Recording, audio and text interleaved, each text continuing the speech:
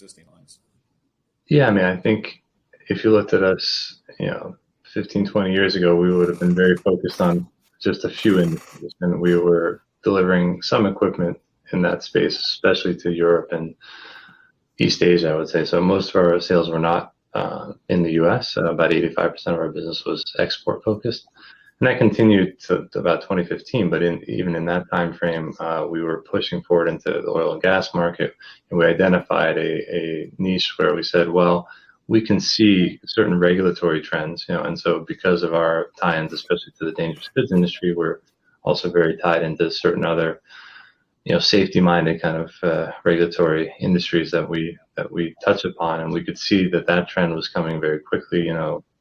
There had been a few incidents obviously on some oil rigs and other things that were not the best thing for the companies there, and they were looking for ways to basically expand their safety footprint on board a lot of these locations. So we tried to stay, through industry partners as well as through, as you mentioned, publications, conferences, things like that, in touch with what we think may be coming regulatory requirements, and that usually leads us to a possible product development.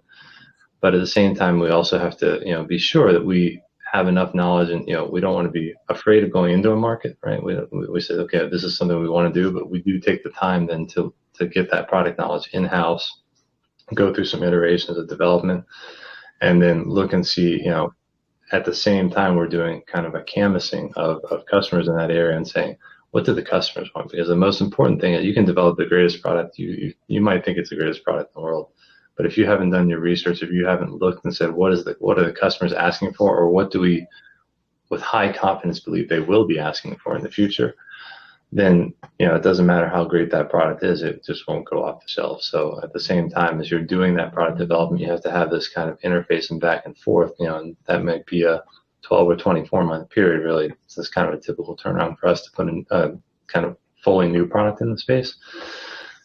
You want to have that constant feedback of, hey, this is where we're headed, this is where we're going, and we are lucky that we work with a lot of multinational companies too that tend to touch on several different industries as well, and so sometimes we can leverage relationships we have with existing customers into getting some context in that specific new industry as well, to have a sounding board, I guess, for what we're doing, and say, hey, will this be something that you guys would look for, in 2 years or something like that. So we know that we can be there with that product when they need it. And that happened in the oil and gas industry. It happened in the pharmaceutical industry.